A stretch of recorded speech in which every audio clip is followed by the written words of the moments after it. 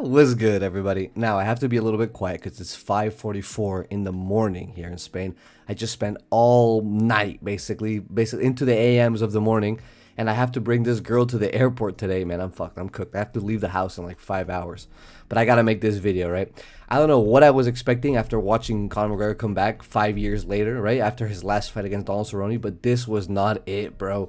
Conor McGregor comes out, gets injured, maybe throwing his first flying sidekick, as his tradition was. It just gets injured, and maybe was injured from before the fight. I don't know what it was. Maybe that's why they didn't show the videos on Embedded. But, man, that was so anticlimactic, man. But we were doing really good on this card. I got around 10 picks correct. From the first early prelim to the Brandon Royval fight, which I picked Kavanagh to win by decision. All of those fights I got right. I had Alessandro Costa winning by submission. I got that correct. Gondra by KO, Basharat by decision. That was low-key a robbery. We're not going to talk about this in this video. But this kid, John Garza, came in and looked amazing. Arguably took 2 rounds off of, Farid Basharat. We'll talk about that later. Damian Pinas. Of course, Pinas came in hard. Came in long and hard and TKO'd, KO'd. Cesar Almeida round 1, which is my prediction. Luke Riley, Adrian Yanez, Stevenson, Whittaker, Bobby Green. Great performance. He hit that comeback.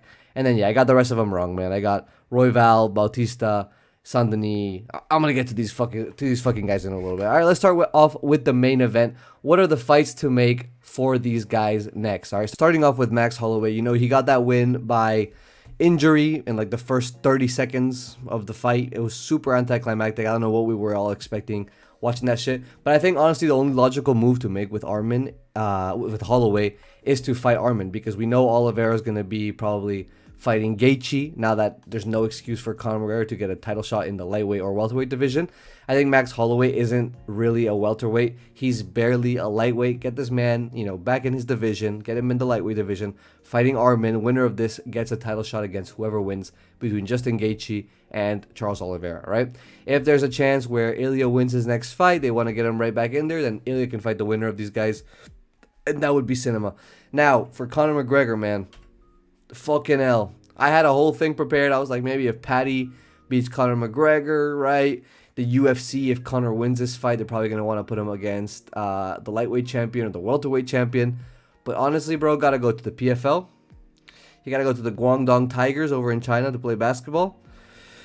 He got to go to boxing, or he has to fight like some quirky fun fight, like Mauricio Rufy. It's going to be like an Anderson Silva versus Israel Adesanya, where it's like the old guard versus the new guard, and the Unk versus the youngin, the YN, and they have the same style. Like, that's the only really real matchups I can see Conor McGregor making. I left my television as soon as the fight ended. I don't know if Conor McGregor retired. I didn't hear his post-fight, speech. But that just seems like the only logical step. At this point, Conor McGregor looks like an Unk, walks like an Unk, got injured first second of the round on some fucking Brian Ortega shit, right? I think it's time, bro. He's had a good career. 2016, 2017, 2019. Great years for Conor McGregor. He has a good legacy outside of the sport. He's a businessman. He's made millions of dollars. Like, it's time, bro. It's time to let it go, bro. Just let it go. It's over. All right? On to the next fighter, and let me talk my fucking shit with this fight. I know you guys were in my comment. I'm taking my shirt off. I'm taking my fucking shirt off. I know you guys were in my comment sections talking about this fucking guy and how Paddy Pimblett was going to submit Benoit Saint-Denis. And you're fucking right. All right? Benoit Saint-Denis shot the stupidest takedown with no setup for no reason. The lowest double leg I've ever seen in my life. They were aimed at fucking Paddy Pimblett's ankles, right? Slow as fuck. No defense on the neck against a guy that notoriously jumps guillotines, jumps triangles, jumps whatever. He just jumps the submission. This guy, it's exactly what he does. And the whole thing with Paddy Pimblett, oh my god, the whole thing with Paddy Pimblett is that this guy's style will not ever change unless he gets beat over and over again. He got beat by Gaethje, but this motherfucker was able to excuse it on the eye pokes or whatever. So for him, in his mind, he's good. He's still championship material. And if you're a dumbass like Benoit Saint-Denis, you're gonna just feed into this delusion, bro. You cannot shoot a double leg takedown on this fucking guy, especially when you can easily outstrike him on the feet. But now it's gone, bro. Now it's gone. Now I look like a dumbass. Benoit Saint-Denis looks like a dumbass. The whole country of France looks like dumbasses, right? Hopefully they lose in the World Cup against Spain next round. we got that going on. And now the worst part about this whole thing is that Pimblett is genuinely in Ilia Topuria conversations, bro. I cared more about the outcome of the co-main than the outcome of the main event. Honestly, McGregor versus Holloway, to me, that shit was like what do they call it? Exposition? What is that shit they call? Exhibition match, bro. That's what it felt like. When Justin Gaethje lost to Max Holloway and Justin Gaethje was like, oh, it was an exhibition match, whatever. This was an actual exhibition match, bro. Conor McGregor main eventing in the Big 26, bro's like 40 years old now. I care more about this fight. And now, honestly, I think the UFC is going to book this. Because Ilya was a champ coming off of a loss, and Pimblett just beat a top 5 opponent, and now he's coming off of a win. Right? And his last loss was to Gaethje. And honestly, it hurt as much as it hurts me to say it, Pimblett's loss was way better than Ilia Topuria's loss. Right? Ilia Topuria was forced to quit on the stool. Paddy Pimblett lasted the whole 5 rounds. Yes, Paddy was getting battered and whatnot. This is the world we're living in now, bro. This is the world we're fucking living in now. And now, Benoit Saint-Denis, you're going to pay, my brother. My brother, you're going to pay. Quillen Salkeld, I need you to slime out Benoit Saint-Denis, alright? Like the American war propaganda poster, Uncle Sam, I need you to slime this motherfucker out for embarrassing all of us, right? Everyone that picked Benoit, honestly, I do not go back on my pick. Out of 10 times, I would pick Benoit 10 times, right, against Paddy Pimblett. Not only because I morally hold my standards against Paddy Pimblett, but also because I think if Benoit keeps it on the feet, he wins that fight. But now I'm just talking to a brick wall, bro. Deadass, I'm talking to a brick wall because what am I going to say that's going to convince people, right? Unless for whatever miraculous reason, Paddy Pimblett gets booked to fight, his opponent pulls out, Benoit steps in short notice, beats the fuck out of Paddy. Like, there's no reality where I can never talk my shit regarding that matchup ever again because I just got it wrong. And Benoit Saint-Denis got submitted by a Darce Peruvian necktie. I've never even seen that shit in my life, bro. All right, that's the level we're on right now. Quillen Salkeld, he's coming off of a what's his name, Beneil Dariush win, right? Not as impressive as the Benoit Saint-Denis win over him, but they have similar wins. They've had similar matchups. I think this would be a good step up. Benoit is probably going to drop down to 7th. Quillen is around the 10th spot, if I'm not wrong. So I think this is a good step up. Quillen Salkeld hasn't lost yet. It's a good challenge. This is not someone who's as chinny as Nasrat Haqparast or Beneil Dariush. So I think it's a good step up. I think it's good competition, and we need to see that matchup, bro. I need Benoit Saint-Denis to get slimed just to get my anger out on this man. How are you so dumb? So many fights in your bro. You've got like what, 18 fights in your career? Lock in, bro. Lock in. Why are you shooting against a jiu-jitsu specialist who has nothing for you on the feet? Just lock in, my brother. All right. Next fight, Bautista versus the loser of the title fight. Now, I know Bautista's on a pretty good streak. I think he's on a 2-fight streak. He's fought really good competition. He's only lost to like Umar in the division, I believe. Umar and one other person, maybe. But yeah, man, he's fought really great competition. He's, on a great streak, not counting the Umar loss and whatever. But we do not want this man to get a title shot. I know we've come around, to Mario Bautista ever since his Jose Aldo win. But I think the UFC still does not regard this man too highly, does not hold him in high regard. And it's kind of understandable. His fights are kind of boring. He had a really good performance against Corey Sandhagen, though. I remember in that first round when he got that knee bar, 10 seconds left, I thought, nah, this position's good, right? But he started cranking that shit, twisting it to the side. Bro, when Corey got up limping, I was like, damn. Corey, actually did well fighting on. He actually won the second round in my book. But then the last round was tough, bro. My stream, my very legal Russian stream, disconnected, and I came back, and Mario, had won the decision. I don't know if it was split or unanimous, but it's a good win, bro. It's a good win against Corey Sandhagen. This is the first pick that I got wrong. Yeah, this is the first pick that I got wrong, I believe. And then it went downhill from here, right? I had the rest before this. I had them all right, and then I just started getting cooked. But I think he should go against the loser of the title fight, whether that is Merab losing to Petr Yan, whether that's Petr Yan losing to Merab, or whether that's Sean O'Malley losing to Petr Yan. One of those three guys, whoever loses out of those three, should probably get Mario Bautista. It's only fair, and then if he wins that fight, he gets a title. Like, here, bro, damn, like, take the title fight. At this point, that's what we're getting with Mario Bautista. It's what happens with these guys that aren't exciting. They don't have a cool personality. He has some poopy-ass tattoos. He hits a goofy-ass celebration when he wins. Like, you don't have that many things going, and you're chopped as hell. You don't have that many things going for you, my brother. So you have to just keep getting the wins, keep fighting, and you'll get there eventually, all right? Now, on to the loser, Corey Sandhagen. I think you should fight Barcelos. My initial thought was the winner of this fight fights Barcelos, but I was like, that's not really fair, right? Just because the title fight, or the title picture being completely stacked and barred is not really their fault. So I say, Mario Bautista, he's very active, he can wait. And Sandhagen, you can fight Barcelos, the Unk, the Peyton Talbot Slayer. This guy's like number 10 in the rankings. Corey Sandhagen's probably going to drop down to number 7. I think this is a good matchup stylistically. It's very interesting, right? Corey Sandhagen, you see how he recovers from his knee injury, but he should be more explosive than Harney Barcelos. But Harney's, he's crafty, man. This is like the most well-rounded fighter of today versus the most well-rounded fighter of history, right?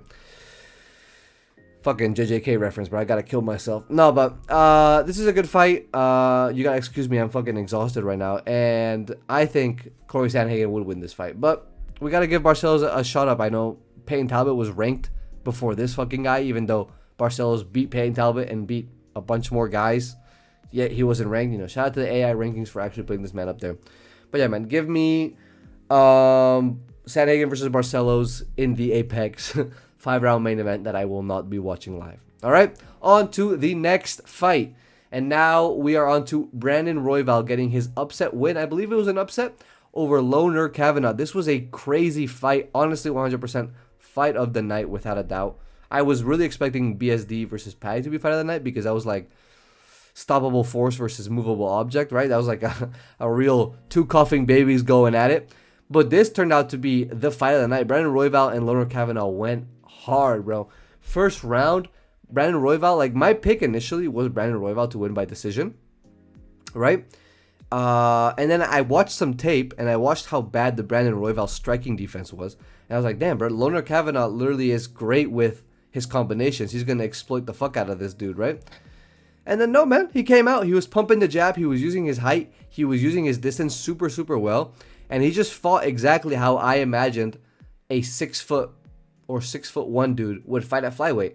Like, that was the perfect representation of how someone at flyweight was supposed to fight, yeah? He got rocked a couple times. He rocked Loner Kavanagh a couple times, which is very interesting because I think I've only seen Loner rocked in the Charles Johnson fight where he got KO'd.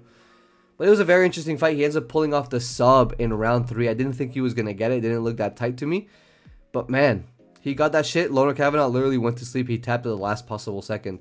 He woke up unconscious on the ground. It was pretty crazy. So I think Royval deserves to fight Tyra again. I know they fought earlier, if I'm not wrong. I believe they fought in 2022 or 2023 maybe. And Royval won that fight. So it would be interesting to see a rematch because this guy, Tatsuro Taira is just coming off of a loss to the champion, Joshua Van, who, by the way, looked amazing in that fight.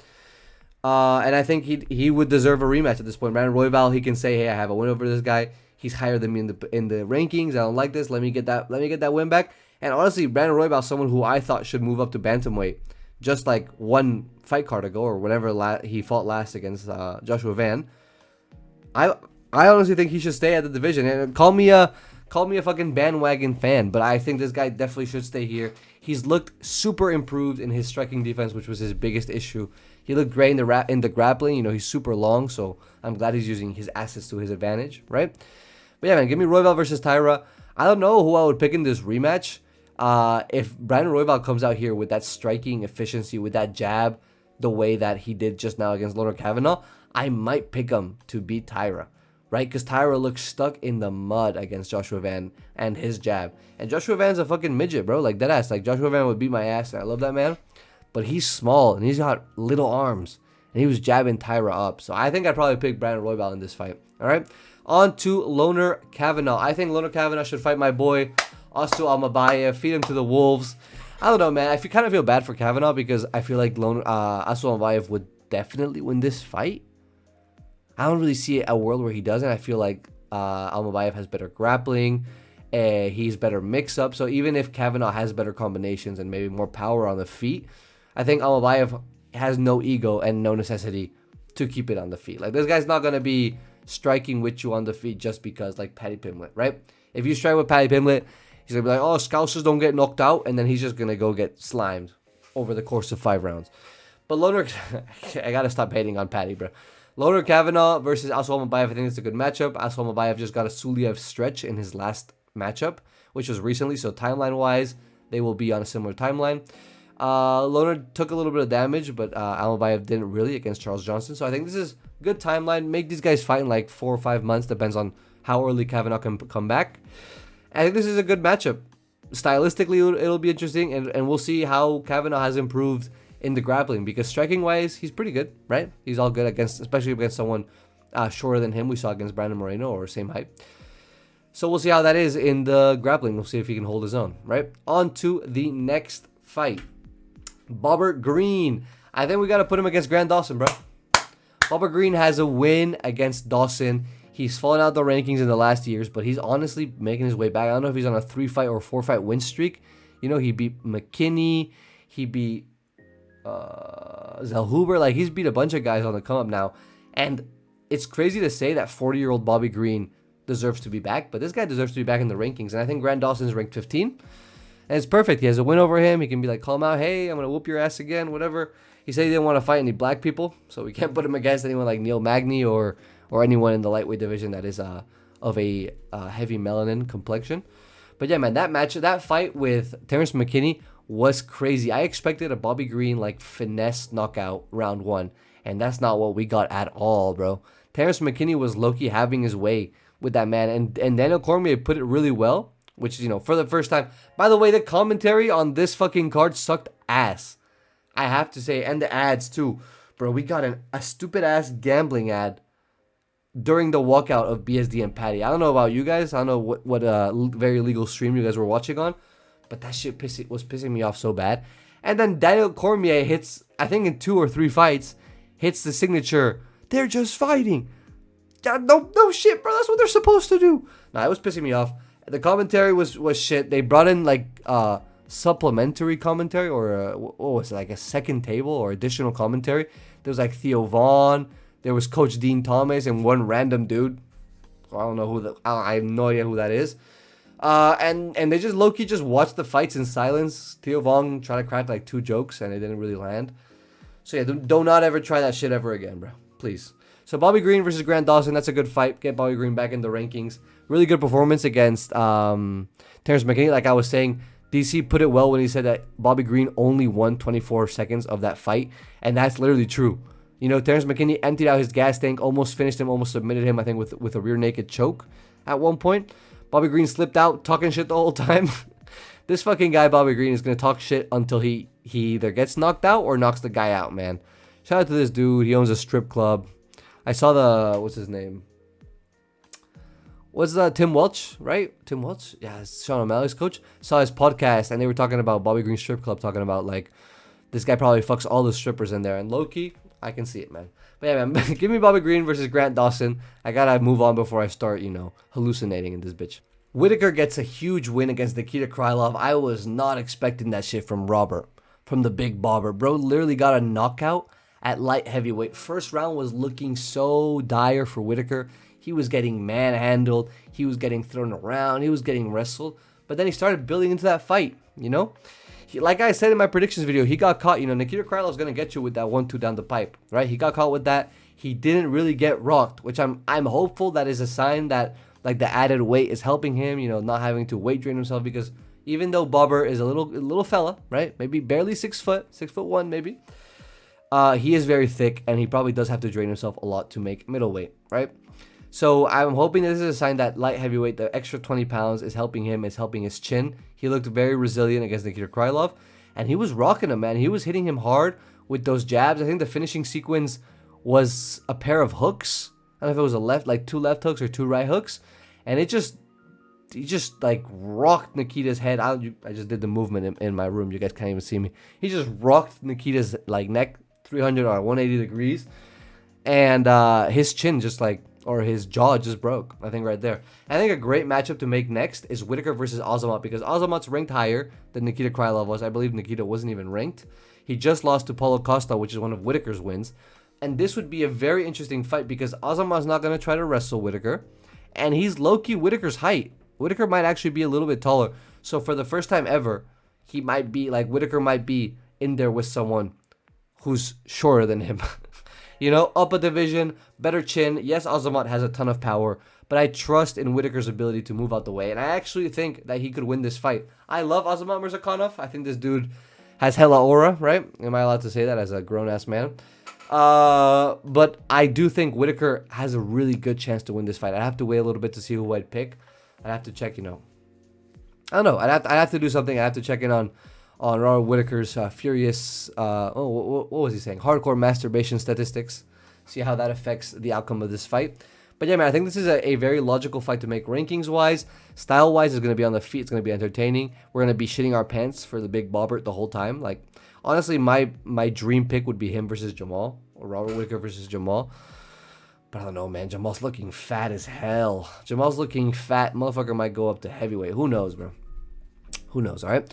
And on to the last fight I'm going to be matchmaking. If you guys were here to see Alessandro Costa be match made, if you guys were over here to watch me match make fucking Farid Basharat, you're on the wrong video. I'm not doing that shit, all right? I want to go to sleep. The last thing is Gable Stevenson. Just give him Tuivasa, bro. Feed him Tuivasa, right? Or, yeah, feed Gable Stevenson to Tuivasa, because Tuivasa is probably hungry. As you guys can see here, I've put Tuivasa to scale next to Gable Stevenson. And this is a good matchup because out of the whole division, if you want to protect Gable Stevenson and give him like a little rise, I wouldn't give him a ranked opponent yet. If you do, it would probably be someone like maybe the big ass Taliesin Teixeira who he can take down pretty easily. Be someone like maybe Marcin Tybura, even though he does have a little bit of a jiu-jitsu threat. And definitely don't give him someone like Walter Walker. Although for me, listen personally, Conor McGregor in the main event, Gable Stevenson in the prelims. These guys are low-key serial touchers, bro. These guys have done amoral and non-consensual things with ladies, kind of 100% confirmed. So for me, if this is like a personal choice, like what I would do, give this guy to fucking Walter Walker and just let him rip heel hooks, bro. Tell the ref, yo, bro, don't stop it. Don't stop this fight, bro. And just let him rip heel hooks on Gable Stevenson. Injure him for life and render him unable to do sport for the things that he has done to people that do not consent. All right, that's just my take, though. Right, we're keeping it light on the channel. That's just my take. Ever since I almost got a strike for talking about a certain country with a blue and white flag, got the video removed and everything. I think, yeah. Anyway, Gable Stevenson, give him to Tuivasa, and we'll see how that works out. All right, we'll see if he can get the big blobulus down and dominate him over the course of 5 rounds to give Tuivasa his like 8th loss in a row. Okay, thank you guys for watching. What do you guys think about this fight card? What do you guys think about the Conor leg break? That shit was kind of crazy. Or leg break, I don't know, leg injury. I'm gonna check Instagram, see what they be saying, what my sources are saying, right? And we'll see. All right, thank you guys for watching. Have a good one. I'm gonna go to sleep. Ciao.